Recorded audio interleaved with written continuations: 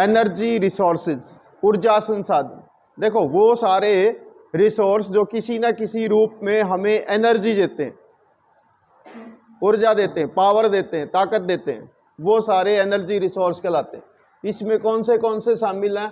जैसे नंबर 1 है इसमें मिनरल फ्यूल्स। मिनरल फ्यूल्स यानी इनको हम फॉसियल फ्यूल्स भी कहते हैं, जीवाश्म ईंधन। वे ईंधन जो जीव जंतुओं के गलने सड़ने से बनते हैं, जैसे कोयल यानी कोयला, पेट्रोलियम एंड नेचुरल गैस, प्राकृतिक गैस, जिसको आप एलपीजी बोलते हैं, एलपीजी एंड सीएनजी। ठीक है, ये सारे के सारे कहलाते हैं फॉसियल फ्यूल्स यानी जीवाश्म ईंधन, या इनको खनिज ईंधन भी कहते हैं। इसके साथ साथ न्यूक्लियर एनर्जी, परमाणु ऊर्जा, ये सारे कन्वेंशनल एनर्जी रिसोर्स भी हैं। क्यों? क्योंकि हम इनको शताब्दियों से यूज कर रहे हैं, सैकड़ों वर्ष हो गए हमें इन ईंधनों को यूज करते हुए, इसलिए ये ट्रेडिशनल एनर्जी रिसोर्स कहलाते हैं। ये सारे के सारे जो रिसोर्स हैं, जैसे ये आपका कोयला, पेट्रोलियम, नेचुरल गैस, परमाणु ऊर्जा, इन सब के अंदर एक दिक्कत ये है, इनका नेगेटिव पॉइंट है, ये सारे एग्जीक्यूटेबल हैं, यानी ये एक बार यूज कर लिया तो परमानेंटली फॉरएवर के लिए समाप्त हो जाएंगे। समाप्य संसाधन, कई शब्द आएंगे आपके हिंदी भाषा में, खासकर उत्तर एक ही होगा। यदि आपसे पूछा जाए समाप्य संसाधन क्या है, तो भी आंसर यही है। आपसे पूछा जाए अनवीकरणीय संसाधन कौन से हैं, तो भी यही है, क्योंकि जिनको नया नहीं बनाया जा सकता, अनवीकरणीय। ठीक है, एग्जीक्यूटेबल रिसोर्स कौन से हैं, तो भी यही आएंगे। ट्रेडिशनल पूछ ले तो भी यही आएंगे, कन्वेंशनल रिसोर्स पूछ ले तो भी यही आएंगे। ठीक है, मिनरल फ्यूल कहें तो भी यही आंसर है, फॉसियल फ्यूल्स कहें तो भी यही है, जीवाश्म ईंधन पूछे तो भी यही है, सबका आंसर यही 3-4 खनिज है। ठीक है, तो इनमें से अब सबसे पहले का अध्ययन करते हैं, वो है कोयला। कोयला जो है ये पावर जनरेशन के काम आता है। जो पुराने टाइम में जो हमारा 18वीं सेंचुरी से इंडस्ट्रियलाइजेशन शुरू हुआ, उसके अंदर सारी की सारी पावर कोयले से ही प्राप्त होती थी। शुरू में जो हमने इंजन बनाए वो भी स्टीम इंजन होते थे, और स्टीम हम बनाते थे कोयला जलाकर। ठीक है, तो ये थर्मल पावर बनाने के काम आता है। और स्मेल्टिंग ऑफ द आयरन, लोहा जो आयरन और मिलता है उसको शुद्ध लोहा बनाने के लिए आयरन इंडस्ट्री में, वहाँ पर भी हमें बहुत ज़्यादा कोयले की ज़रूरत पड़ती है भट्टियों को चलाने के लिए, जिससे हीट होती है और उस हीट के कारण फिर आयरन और गर्म होकर पिघल जाता है। तो ये है कोयला, और ये होती है इसकी माइनिंग। ठीक है, तो जहाँ से कोयले को निकाला जाता है वो कोयले की माइनिंग कहलाती है। ये खासकर ओपन कास्ट माइनिंग होती है, कहीं कहीं पर ये रैट होल माइनिंग भी होती है, मेघालय जैसे एरिया में। ठीक है, नेक्स्ट है, ये जो कोयला होता है ज़्यादातर भारत के अंदर, या कहिए भारत में कह लो या पूरी दुनिया में कह लीजिए, कोयला, पेट्रोलियम, नेचुरल गैस, तीनों की एक साथ बता देता हूँ। ये सारी की सारी सेडिमेंट्री रॉक से एसोसिएटेड है। जहाँ पर परतदार चट्टानें, वहीं पर आपको कोयला, पेट्रोलियम यानी मिनरल फ्यूल्स मिलेंगे। क्यों? क्योंकि नदी नालों में पानी के साथ वेजिटेशन और जीव जंतु वो एक स्थान से दूसरे स्थान पर बह जाते हैं और वो मिट्टी में डिपॉजिट हो जाते हैं, और लाखों सालों में वो गल सड़कर लकड़ी जो वो कोयले में बदल जाएगी, और जीव जंतु जो वो फॉसियल फ्यूल्स यानी ऑयल में बदल जाएगा, उसमें मिनरल ऑयल में। यदि भारत की बात करें तो भारत में ये जो जियोलॉजिकल एज के आधार पर 2 प्रकार के हैं जहाँ पर कोयला मिलता है। एक गोंडवाना कोयल फील्ड होता है, एक टर्शियरी डिपॉजिट होते हैं। आपकी बुक में आगे का हिस्सा नहीं होगा, वो मैंने आपके लिए डाला है। जो गोंडवाना कोयल फील्ड है, ये भारत का 99% कोल डिपॉजिट है इसमें। गोंडवाना का मतलब जो हमारा पेनिनसुला इंडिया, प्रायद्वीपीय भारत है, उसमें 99%। यदि हमारे यहाँ पर 100% कोयला मिलता है तो उसका 99% कोयला पेनिनसुला इंडिया, प्रायद्वीपीय भारत में मिलता है। ठीक है, और यदि इसकी बात करें, 99 हो गया, तो 1% जो बच गया वो टर्शियरी कोयला फील्ड में। टर्शियरी का मतलब है हिमालय,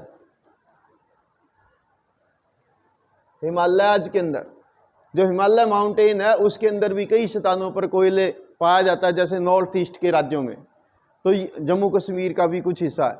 तो इनमें केवल 1%, जस्ट ओनली 1। यदि प्रोडक्शन की बात करें, जितना कोयला हम माइन करते हैं, माइनिंग का मतलब जमीन से खोद कर कोयला बाहर निकालते हैं, यदि 100% की बात करें कि जितना कोयला निकाल रहे हैं उसका 98% हम निकालते हैं गोंडवाना कोल फील्ड से। बच गया कितना? 98 है ये, तो 2% बच गया। हाँ, तो जो 2% है वो हम निकालते हैं टर्शियरी कोल फील्ड यानी हिमालय रीजन से। ओके, इसी प्रकार से यदि आपको मैं एज के आधार पर भी बताऊं तो जो गोंडवाना कोल फील्ड हैं ये लगभग 200 मिलियन ईयर पुराने हैं, यानी ये पुराना कोयला है। और जो हिमालय है वो हिमालय के अंदर पाए जाने वाला कोयला केवल 55 मिलियन वर्ष पुराना है। ठीक है, तो ये आप अंतर बता सकते हैं। इसी प्रकार से यदि आगे बात करें कोयले के टाइप्स की, तो देखिए आपकी बुक में 2 टाइप्स के कोयले बताए गए हैं, एक है बिट्यूमिन्स और दूसरा है यहाँ पर वो दिया ही नहीं गया, तो वैसे आपको बता देता हूं अपनी तरफ से। क्वालिटी के आधार पर, क्वालिटी होती है कोयले के अंदर कार्बन। देखिए कोयले की क्वालिटी को हम 2 हिस्सों से, 2 तरह से डिटेक्ट करते हैं। नंबर 1, कोयला की क्वालिटी कितनी बढ़िया है, उसमें मॉइस्चर कितना कम से कम है। जितना मॉइस्चर कम होगा उतना कोयला बढ़िया जलेगा। तो इसमें होता है कार्बन। कार्बन की मात्रा के आधार पर सबसे बढ़िया कोयला होता है एंथ्रासाइट, ये नंबर 1 का है। सेकंड सबसे बेस्ट होता है बिट्यूमिन्स, थर्ड सबसे बेस्ट होता है लिग्नाइट, और सबसे हल्की क्वालिटी का कोयला होता है पीट कोयला। अब इसको उल्टा देख लेते हैं, ये ऐसे रिवर्स में आपके सामने क्यों रखे। तो देखिए जब भी कोई भी वेजिटेशन दब जाती है, मान लो ये कोई वेजिटेशन थी, समय के साथ साथ ये दब गई मिट्टी में, सेडिमेंट्री रॉक्स के अंदर दबी, तो सबसे पहले इसका पीट कोयला बनेगा। एज के आधार पर ये सबसे कम उम्र का है। उसके बाद बनेगा लिग्नाइट, उसके बाद बनेगा फिर ये आपका बिट्यूमिन्स, और सबसे लंबे समय तक जो जमीन में दबा रहा करोड़ों करोड़ों सालों तक, तो उसकी सारी नमी निकल जाएगी और वो सबसे बेस्ट क्वालिटी का कोयला हो जाएगा एंथ्रासाइट। लेकिन समस्या ये है कि आपको चैप्टर की शुरुआत में ही पढ़ाया था कि जो मिनरल्स क्वालिटी में बढ़िया होते हैं वो क्वांटिटी में कम होते हैं, तो इसके साथ भी यही हाल है। एंथ्रासाइट कोयला बहुत ही कम मिलता है।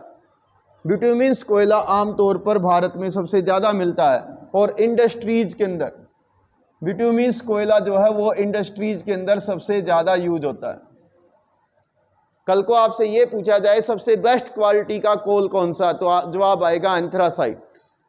लेकिन आपसे ये पूछ लिया जाए कि सबसे ज़्यादा कॉमर्शलाइज्ड कौन सी वैरायटी है, तो वो आएगा बिट्यूमिन्स। वाणिज्यिक लाभ, उद्योगों में सबसे ज़्यादा यूज किए जाने वाला कोयला है बिट्यूमिन्स कोयला। ठीक है, अब बात करते हैं कि कोयला भारत में मिलता कहाँ है। तो जैसा कि आपको पहले ही बताया जा चुका है कि कोयला not only in India but also on the everywhere on the earth. कहाँ मिलेगा? Only in the sedimentary rocks, यानी जहाँ इग्नियस रॉक्स हो, जहाँ पर मेटामॉर्फिक रॉक्स हो, वहाँ कोयला ढूंढने जाइए मत, मिलेगा नहीं। तो वहाँ ढूंढिए जहाँ पर सेडिमेंट्री रॉक्स हो, या तो प्रेजेंट में या पास्ट में वहाँ पर सेडिमेंट्री रॉक्स रही हो, ऊपर भले ही कुछ भी हो।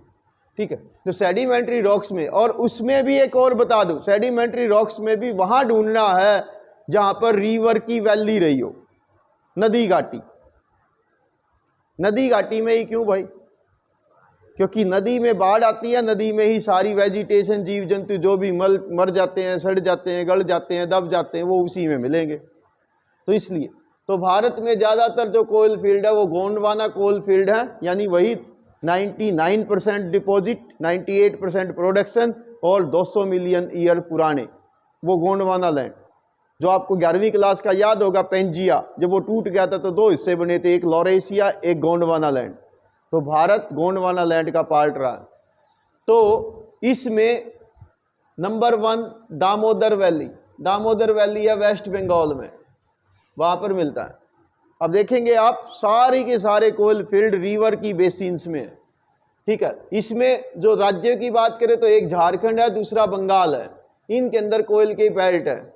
और इसमें जो प्रसिद्ध माइनिंग के क्षेत्र हैं वो है रानीगंज, ये वेस्ट बंगाल में है, ये आपके मैप पर भी आएगा। झरिया ये झारखंड में है, ये भी आपसे मैप पर पूछेगा। और बोकारो ये भी झारखंड में। अब देखिए अगर मैं एक रफ डायग्राम बनाऊं, मान लो ये झारखंड है, ये इसके पास में वेस्ट बंगाल है, तो यहां पर तो है झरिया, यहां पर है रानीगंज, यहां पर है बोकारो, यानी झरिया और रानीगंज नेचर के आधार पर तो एक ही कोयल फील्ड है। बस ये है कि बीच में से बॉर्डर लाइन आ गई, तो बॉर्डर के इधर वाला रानीगंज है, इधर वाला झरिया है। और ये जो झरिया है ये भारत का सबसे बड़ा कोल फील्ड है, सबसे बड़ा। सेकंड नंबर पे रानीगंज है, ठीक है। तो ये आप ध्यान रखेंगे, ये दोनों के दोनों इंपॉर्टेंट कोल फील्ड हैं भारत की, ठीक है। रानीगंज के ऊपर तो कोयले की माइनिंग को लेकर एक फिल्म भी बन चुकी है। कभी कभी क्या होता है, कोयले की माइनिंग में ड्रिलिंग होती है, सॉफ्ट ड्रिलिंग बोलते हैं उसको, सुरंग बनाकर की जाती। कभी कभी ओपन कास्ट माइनिंग होती है तो कभी ड्रिलिंग भी होती। तो जब सुरंगों में कभी कभार रेनी सीजन में बाढ़ आ जाती है तो पानी भर जाता है, तो नीचे मजदूर दब जाते हैं, फंस जाते हैं, तो उसके ऊपर ऐसी एक फिल्म बनाई गई है रानीगंज नाम से, वो भी आप देख सकते हैं। तो आपको दिखाएगा कि कोयला निकालना इतना आसान भी नहीं होता। और कई स्थान ऐसे भी होते हैं कि अंदर जहरीली गैस बन जाती है, कभी कभी अंदर कोयले की फील्ड में आग लग जाती है। भारत में एक दो कोल फील्ड ऐसा है जो पता नहीं कितने सालों से वो जले जा रहा है, पूरी तरह से नहीं जलता, धीरे धीरे से लगता रहता है। जैसे वो बड़े बुजुर्ग हमारे यहाँ पर होके पीने वाले, वो एक उसमें गोस्से में आग लगाएंगे और राख में दबा देंगे, वो भीतर अंदर ही अंदर थोड़ा थोड़ा थोड़ा थोड़ा जलता रहेगा। तो ऐसे कोल फील्ड में आग लगी है, पता नहीं कितने सालों से लगी। और आप कहें कि बुझा सकते हैं तो नॉट पॉसिबल। लेकिन अब जब जलेगी तो धुआं भी होएगा, गैस भी बनेगी। इसी प्रकार से जो और ऐसी रिवर वैली है जिसके अंदर कोयला मिलता है वो है गोदावरी, महानदी और सोन रिवर, इन सब के अंदर है। यदि हम कोयले की माइनिंग की बात करें तो भारत के अंदर जो प्रमुख माइनिंग के स्टेशन हैं, स्टेशन कह लीजिए या माइनिंग कह लीजिए, खदान, तो उसमें कौन से हैं? देखो इंपॉर्टेंट माइनिंग जहां पर है, मध्य प्रदेश सिंगरौली।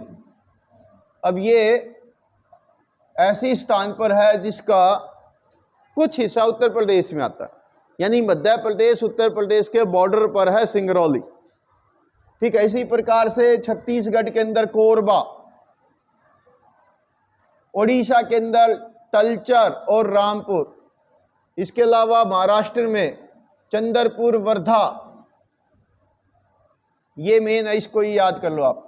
इसके अलावा तेलंगाना में सिंगरेनी, ठीक है। आंध्र प्रदेश में पंडूर, ये प्रमुख माइन है।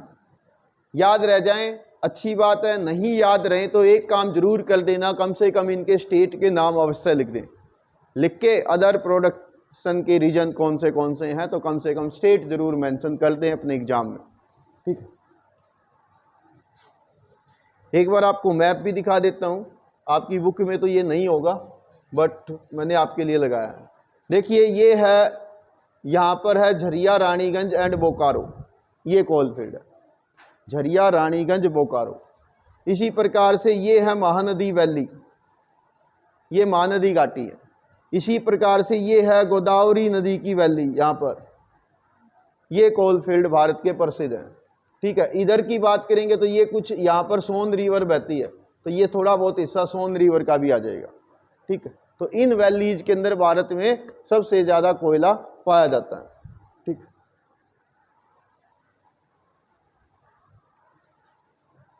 अब बात कर लेते हैं टर्शियरी कोयला फील्ड की। टर्शियरी यानी जो हिमालय के हैं उसमें आसाम, अरुणाचल प्रदेश, मेघालय, नागालैंड, अगर ये ना भी याद रहें तो कम से कम एक काम जरूर कर देना, शॉर्टली नॉर्थ ईस्ट अवश्य लिख दें।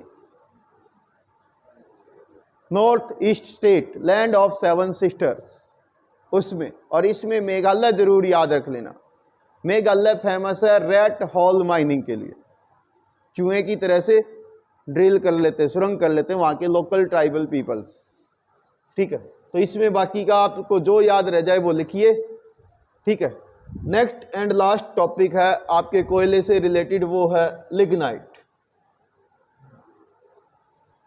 क्वालिटी के आधार पर टॉप से बॉटम की ओर चलें तो ये तीसरे टाइप्स का कोयला है, और यदि इसकी फॉर्मेशन के आधार पर चले तो पीठ के बाद ये दूसरे नंबर पे आता है। पहले लकड़ी होगी, गल सड़ के पीठ कोयला बन जाएगी, फिर ब्राउन कोयला बनेगा। इसको ब्राउन कोल भी कहते हैं, अंडरलाइन कर लीजिए, भूरा कोयला ब्राउन कोयल कहेंगे, कभी कभी इसको ब्राउन डायमंड कहेंगे। ब्राउन डायमंड, एक बार पेपर में पूछा गया था कि ब्राउन डायमंड किसे कहते हैं, और विद्यार्थी आके कहते हैं कि sir out of syllabus question पूछ लिया। तो मैंने उनको यही कहा कि बेटा आउट ऑफ सिलेबस नहीं था, आउट ऑफ योर माइंड था। इसको ब्राउन डायमंड के नाम से भी जाना जाता है। और भारत में, ये अपना भारत है, यहाँ पर तमिलनाडु स्टेट है, इसके अंदर लिग्नाइट कोल फील्ड है यहाँ पर, और वो लिग्नाइट मिलता है इसमें नेवेली में।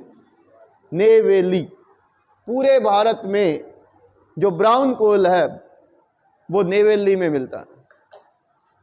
ठीक है, भारत में नेवेली कोल फील्ड है जहां पर ब्राउन कोल मिलता है। इसको याद रखना, या तो नेवेली पूछेगा या ब्राउन कोल पूछेगा या ब्राउन डायमंड आएगा। ठीक है, ये था, तो ये था आपका कोयले से रिलेटेड। नेक्स्ट आता है पेट्रोलियम। पेट्रोलियम, ठीक है, ये भी एक मिनरल फ्यूल है, ये भी एक फॉसियल फ्यूल है, ये भी सेडिमेंट्री रॉक्स में ही पाया जाता है, ये भी रिवर वैलीज के अंदर ही मिलता है, और ये क्रूड ऑयल के रूप में हमें मिलता है, जमीन से गारा के रूप में लगभग मिलेगा, गाड़ी गारा के रूप में। हाइड्रोकार्बन होते हैं एक्चुअल में इसमें, इससे हमें लिक्विड गैस भी मिलती है, जहाँ पर ये होता है वहाँ उसको बोलते हैं एलपीजी, जहाँ पर ये मिलता है। अब यहाँ पर आपके लिए मैंने एक दो एडिशनल जानकारी इंसर्ट कर दी है, वो भी आप चाहें तो नोट्स में तैयार कर सकते हैं। देखो, ये जो पेट्रोलियम शब्द है वास्तव में ये ग्रीक भाषा का शब्द है, यूनानी भाषा का शब्द है, दो शब्दों से मिला है। एक होता है पेट्रा, पेट्रा मीन्स होती है रॉक्स, रॉक्स मीन्स चट्टाने, और दूसरा होता है ओलियम, ओलियम का मतलब होता है लुब्रिकेंट, लुब्रिकेंट का मतलब चिकनाई युक्त तेल, स्नेहक बोलते हैं हिंदी भाषा में। तो पेट्रा प्लस ओलियम, चट्टानों से मिलने वाला चिकनाई युक्त तेल क्या कहलाएगा? पेट्रोलियम। ठीक है, और ये एक फॉसियल फ्यूल है, नॉन मेटलिक मिनरल है, और मिनरल ऑयल भी आप इसको कह सकते हैं।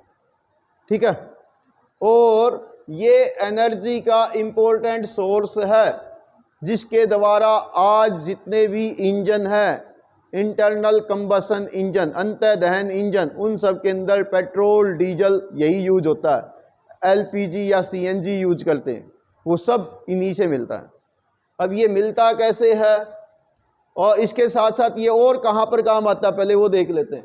ये पेट्रोकेमिकल इंडस्ट्रीज के अंदर, इसके साथ साथ फर्टिलाइजर उद्योग में, सिंथेटिक रबड़ बनाने में, सिंथेटिक फाइबर बनाने में, बहुत सारी मेडिसिन बनाने में भी पेट्रोलियम यूज होता है, वैसलीन बनाने में पेट्रोलियम यूज होता है। लुब्रिकेंट, लुब्रिकेंट का मतलब चिकनाई, जैसे ग्रीस हो गया, उसको बनाने में भी पेट्रोलियम यूज होता है। इसके अलावा वैक्स, मोमबत्ती का मोम, वो भी पेट्रोलियम से ही मिलता है। सोप, बहुत सारे साबुन के अंदर पेट्रोलियम का ही बाई प्रोडक्ट होता है। इसके अलावा कॉस्मेटिक, जो सौंदर्य प्रसाधन, ब्यूटी पार्लर प्रोडक्ट्स, उसमें भी बहुत सारा पेट्रोलियम से रिलेटेड आइटम्स होते हैं। जमीन से केवल एक ही चीज मिलती है, वो होती है पेट्रोलियम।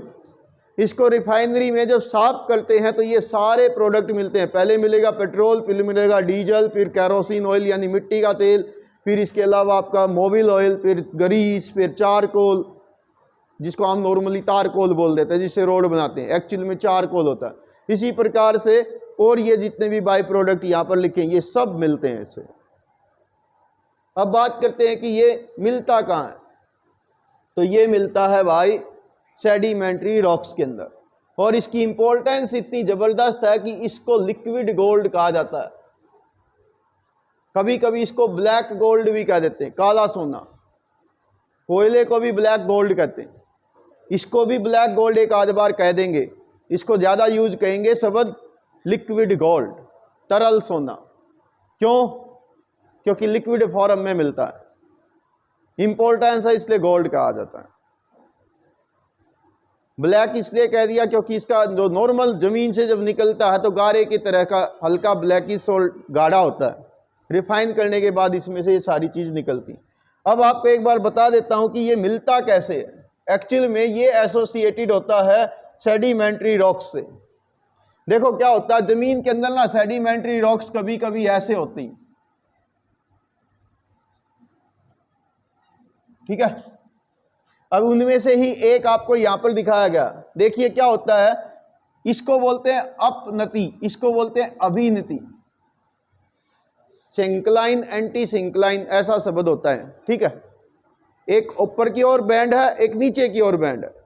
तो क्या होता है ये एक्चुअल में जो ये ऊपर की ओर बैंड है ना, पानी जो है वो भारी होता है घनत्व के आधार पर, तो पानी नीचे चला जाएगा, क्योंकि इनमें से ये जो बैंड आए तो पानी यहां पर इकट्ठा हो जाएगा दोनों तरफ, ठीक है।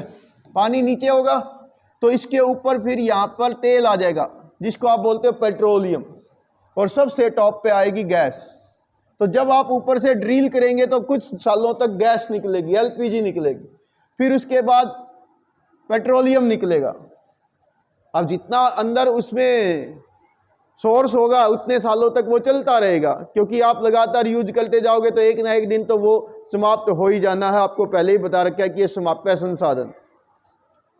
सपोज करिए कोई ऑयल वेल था, पहले 10 साल मान लो उसमें से गैस निकली, फिर मान लेते अगले 30-40 साल उसमें से पेट्रोलियम निकला, उसके बाद सपोज करिए उसमें से पानी आना शुरू हो गया, तो समझ जाइए नीचे सब कुछ खत्म, फिनिश हो गया, ठीक है। तो अब वहां पर केवल पानी आएगा, ठीक है। तो ये है इसका तरीका। अब भारत के अंदर इससे रिलेटेड कुछ काम भी किए गए हैं। उनमें एक है कि इसकी जो खोज करते हैं या इसका प्रोडक्शन करते हैं वो एक सिस्टेमेटिक तरीके से किया जाता है, और उसके लिए हमने एक डिपार्टमेंट की स्थापना की है, उसका नाम है oil and natural gas commission. Shortly आप लिखेंगे ONGC, oil and natural gas commission, ONGC, ठीक है, ये रख लोगे। और इसकी स्थापना हुई थी 1956 में। अब बात करते हैं कि भारत के अंदर जो पेट्रोलियम के फील्ड हैं वो कौन से हैं। फील्ड मीन्स जहां से पेट्रोलियम निकल रहा है, इस टाइम हम प्रोडक्शन कर रहे। तो सबसे पुराना है डिगबोई, आसाम में। इसकी कहानी मैंने आपको शायद बताई होगी। ब्रिटिश काल था, हाथियों से नॉर्थ ईस्ट से लकड़ियां काटते थे। शाम को जब लास्ट चक्कर आया, हाथी में खुद का वजन बहुत होता है और लकड़ियां भी साथ में ढो रहे थे, तो इतने चौड़े चौड़े पैर के निशान उस पर हो गए मिट्टी पे। तो जब सुबह अगले दिन गए वापस, तो देखा कि जहाँ जहाँ हाथी ने पैर रख रखा है वहाँ पर कुछ बुलबुले बने हुए हैं, और उस बुलबुलों में तेल की तरह चिकनाई है। तो ब्रिटिशर्स ने इसको तुरंत समझ लिया कि यहाँ की मिट्टी में तेल है। तो उन्होंने कुछ लड़कों को यानी लेबर को लगा दिया, और वो लेबर को कहते थे लड़के, बॉयज। और खोदने को अंग्रेजी में क्या कहते हैं, डिग। तो बार बार उस टाइम में ये जंगल होता था, आज तो एक शहर है। तो उन्होंने लगा दिया लड़कों को, और बार बार बोले जा रहे हैं डिग बॉय डिग, डिग बॉय डिग, खोदो लड़कों खोदो, मिलेगा कुछ ना कुछ जरूर मिलेगा। हाँ, अब वो डिग बॉय डिग कहते जा रहे हैं, वो जगह खोदते गए, आखिरकार तेल वहां पर मिला और ये शैतान तेल के लिए प्रसिद्ध हो गई। ठीक है, तो ये है भारत का सबसे पुराना ऑयल फील्ड। ठीक, और आगे अगर बात करें तो भारत में जो तेल के फील्ड हैं वो 2 स्थानों पर हैं, एक वेस्टर्न पार्ट में और एक ईस्टर्न पार्ट में। ईस्टर्न पार्ट के अंदर है आसाम, जिसके अंदर डिगबॉय, नहरकाटिया, मोरान ये प्रसिद्ध हैं। वेस्टर्न पार्ट के अंदर है अंकलेश्वर और कलोल, महसाना, ये सब लोजेन। एक ऑयल फील्ड, ये अभी मैप पे भी आपको दिखा दूंगा अगर इसने साथ दिया तो। एक कुछ मेजर फील्ड हैं गुजरात में। ठीक है, ये एक है मुंबई हाई, ये ध्यान रखना, जो समुद्र के तट से 160 किलोमीटर दूर है अरेबियन सी में, जो 1973 में खोजा गया था और वहां पर 3 साल बाद प्रोडक्शन शुरू हो गया था 1976 में। अभी कुछ हमने नए ऑयल फील्ड की भी खोज की है, जिसको हम बोलते हैं Krishna Godavari basin, KG basin. के मीन्स कृष्णा है, जी मीन्स गोदावरी। ठीक है, यहां से भी तेल निकल रहा है। तो देखिए एक बार जल्दी से यहां से दिखा देता हूं आपको, ये जब तक साथ देता। देखो ये है आसाम ऑयल फील्ड, ये भारत का सबसे पुराना है। यहाँ पर जैसे डिगबोई है, नहरकाटिया है, नुमालीगढ़ है, इस टाइप्स के। दूसरा ऑयल फील्ड है ये, इसको बोलते हैं खंबात की खाड़ी का तेल क्षेत्र, गुजरात कोस्ट। यहाँ पर जैसे अंकलेश्वर है, कलोल है, महसाना है, ये सब है। तीसरा है यहाँ पर, देखो यहाँ पर ये भारत का कोस्ट है, यहाँ पर मुंबई है, इस मुंबई से 160 किलोमीटर दूर है अरेबियन सी में। और यहाँ पर देखो ये ऐसा एक मंच बना रखा हमने, ये मंच बना रखा, यानी परमानेंट फिक्स कर रखा है। वो नीचे समुद्र के अंदर पाइप जाते हैं, वहां से ड्रिल करते हैं और तेल को खोज बाद में पाइपलाइन से यहाँ भेज देते हैं बॉम्बे के पास, ट्राम्बे में। ठीक है, बॉम्बे भेज दो, ट्राम्बे भेज दो। तो ये भारत के 3 प्रमुख हैं। और देखो केजी बेसिन यहाँ पर है, ये यहाँ पर गोदावरी है, यहाँ पर पास में कृष्णा, तो यहाँ गोदावरी और ये कृष्णा, तो के और जी, केजी बेसिन हो गया। तो ये प्रमुख भारत के पेट्रोलियम फील्ड हैं।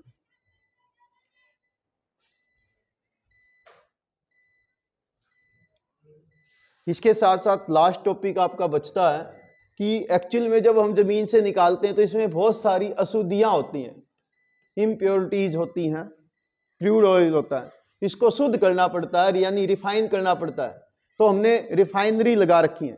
तो रिफाइनरी 2 टाइप्स की होती है। एक वे जो फील्ड वेस्ट है, फील्ड वेस्ट का मतलब जहां तेल निकल रहा है वहीं पर रिफाइनरी बना दो, फिर पाइप से शुद्ध तेल भेजो, ये तो होगी फील्ड वेस्ट। फील्ड वेस्ट में देखिए बरौनी है,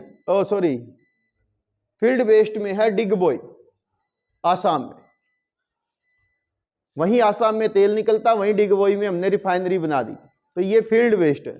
दूसरी होती है मार्केट वेस्ट। मार्केट वेस्ट का मतलब जहां मार्केट है, यानी पहले कच्चे तेल को लाते हैं पाइप से, वहां पर शुद्ध करते हैं, क्योंकि शुद्ध करने के बाद बहुत सारे प्रोडक्ट होंगे, उन सारे प्रोडक्ट को अलग अलग भेजना पड़ेगा, फिर तो मार्केट में वो आसान हो जाएगा। जैसे इसी प्रकार से हमारे यहाँ पर पानीपत है, पानीपत में रिफाइनरी है, तो उसमें वो भी market based refinery, crude oil आता है उसको साफ करते हैं। ठीक है, इसी प्रकार से ये जो रिफाइनरी है बरौनी, ये गवर्नमेंट सेक्टर की सबसे बड़ी रिफाइनरी है, सरकारी। प्राइवेट की पूछो, प्राइवेट सेक्टर की सबसे बड़ी रिफाइनरी है जामनगर, ये नीचे लिखा ही हुआ है जामनगर। ठीक है, जामनगर गुजरात में है। रिलायंस सुना होगा, हाँ, रिलायंस इंडस्ट्रीज की जामनगर में फैक्ट्री है तेल की, दुनिया की सबसे बड़ी फैक्ट्री है प्राइवेट सेक्टर की। और ये आपके लिए मैप पे भी आएंगे, ये टॉपिक आपके यहाँ पर नहीं होंगे, मैंने अलग से लिख दिया आपके लिए। 3 रिफाइनरी में से कौन से आपसे पूछेगा, या तेल के कौन से एरिया पूछेगा। एक मथुरा पूछेगा, मथुरा रिफाइनरी, एक जामनगर, एक बरौनी। ठीक है, तो ये नहीं, वो डिगबोई ऑयल उसमें फील्ड के रूप में पूछ सकता है। ठीक है, तो ये पर रिफाइनरी में ये आएंगी। ठीक है, तो ये सारी आप याद कर लें। तो ये था आपका पेट्रोलियम का, आज के लिए इतना ही। 1 मिनट देख लेते हैं, ये नेचुरल गैस का भी साथ में ही करा दूं, छोटा सा टॉपिक है बस। हाँ, छोटा सा टॉपिक है नेचुरल गैस का। नेचुरल गैस क्या होती है? एलपीजी, और यानी जहां पेट्रोलियम मिल रहा है वहीं पर सबसे टॉप में गैस मिलती है। अभी दिखाया था आपको सेडिमेंट्री रॉक्स के अंदर ही। इसको बोलते हैं लिक्विड पेट्रोलियम गैस, एलपीजी। एक तो आप ये बात ध्यान रखेंगे, एलपीजी की full form liquid petroleum gas, ठीक है।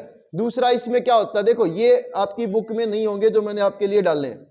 इसमें 3 कंटेंट होते हैं, एक होता है प्रोपेन, एक होता है ब्यूटेन, एक होता है इथेन। ये इसके मेन कंपोनेंट होते हैं। एलपीजी के अंदर 3 चीजें होती हैं, ठीक है, प्रोपेन, ब्यूटेन, इथेन। और इसको हम कहते हैं नेचुरल गैस। और ये 2 जगह यूज करते हैं, एक डोमेस्टिक में और एक इंडस्ट्रीज में, या तो घरेलू या उद्योगों में, ऊर्जा के लिए। इसको प्रेजेंट सेंचुरी का फ्यूल भी कहते हैं, एलपीजी को। ये आपकी बुक में नहीं होगा, आप बाद में इसको लिख लेना, ठीक है। प्रेजेंट सेंचुरी का फ्यूल, क्यों? क्योंकि ये सबसे कम एमिशन करता है कार्बन डाइऑक्साइड, स्वच्छ होता है, नीले रंग से जलती है, साफ सुथरी होती है।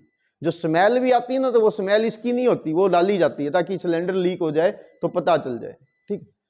तो इसका पर्पज होता है इंडस्ट्रियल सेक्टर के अंदर, या कभी कभी इससे पावर भी जनरेट की जाती है। यानी जैसे आपने थर्मल एनर्जी देखी है, उससे क्या करते हैं, बॉयलर में पानी गर्म करते हैं, स्टीम बनाएंगे, स्टीम से स्टीम का इंजन चलेगा। अब उसको यदि आप कोयले से चला रहे हो तो थर्मल एनर्जी होगी, आप इसको एलपीजी से गर्म कर रहे हो तो भी ये पावर सेक्टर के रूप में यूज हो जाएगा, ठीक है। इसके आजकल एक चीज और भी है जिसको हम बोलते हैं सीएनजी, कंप्रेस्ड नेचुरल गैस। इसकी फुल फॉर्म आप याद रखेंगे, जो गाड़ियों के अंदर आज ईंधन के रूप में काम आती है। एक होती है पीएनजी, इसको कुकिंग गैस बोलते हैं। जैसे आपने देखा होगा सोनीपत में पीले कलर की एक पाइप बिछा रखी है, उसमें से सीधा गैस आपके घर तक पहुंचती है, उसको बोलते हैं पाइप नेचुरल गैस। पी का मतलब पाइप है, एन मतलब नेचुरल है, जी मीन्स गैस है, पाइप नेचुरल गैस। और भारत के जो प्रमुख तेल गैस के एरिया हैं वो वही 3 एरिया हैं, जिसमें से सबसे ज्यादा मिलती है मुंबई आई में, और दूसरी मिलती है वेस्टर्न कोस्ट पर, ठीक है। Cambay basin, Cambay basin means वही खंबात खाड़ी, बे ऑफ खंबात, गुजरात का कोस्ट, वहां पर मिलती है। इसके अलावा KG basin, Krishna Godavari basin, यहां पर मिलती है। जो पेट्रोलियम के फील्ड अभी आपको मैप पे दिखाए थे वही सेम टू सेम है, उन्हीं में पहले एलपीजी मिलेगी, नेचुरल गैस मिलेगी, फिर पेट्रोलियम मिलेगा, बाद में उसमें से पानी आ सकता है। ये था, ये आप देख रहे हैं पाइपलाइन, एक बार इसकी भी बता ही देता हूं। देखो यहां, देखो ये तो एक फील्ड हो गया, ये है वेस्टर्न कोस्ट का खंबात खाड़ी, ये है खंबात खाड़ी। दूसरा यहां पर ये बॉम्बे हाई है, ठीक है, बॉम्बे हाई ये है, ये बसीन है। इसके अलावा देखो यहां हजीरा, इसको बोलते थे एच, ये विजयपुर, इसको बोलते हैं वी, और ये है जगदीशपुर, इसको बोलते हैं जे, एच वी जे। हजीरा, विजयपुर, जगदीशपुर भारत की सबसे बड़ी गैस पाइपलाइन, लगभग 1765 किलोमीटर है यहां से जगदीशपुर तक। हजीरा से जगदीशपुर तक लगभग ये 1765 किलोमीटर लंबी है। अब तो ये और भी लंबी होगी क्योंकि इसको आगे बढ़ाकर दिल्ली तक पहुंचाया है, गुड़गांव तक पहुंचाया है, और आपके सोनीपत तक, यहां सोनीपत तक है। यानी जो आपके सोनीपत में गैस आ रही वो हजीरा गुजरात से आ रही है, ठीक है। तो ये भारत की सबसे लंबी गैस पाइपलाइन। एक लास्ट टॉपिक और सीख लो, वो है गेल। क्रिस गेल नहीं, कहीं क्रिकेटर पे पहुंच जाओ। ये है GAIL, gas authority of India limited, gas authority of India limited. और इसने एक वो बना रखा है ग्रिड, उसको बोलते हैं वन नेशन वन ग्रिड, यानी ये गैस की सप्लाई के लिए काम करती है। ओके, तो कोयला, पेट्रोलियम और प्राकृतिक गैस, उससे रिलेटेड ये था आपका टॉपिक। अच्छे ढंग से इसको रिवाइज कर लियो।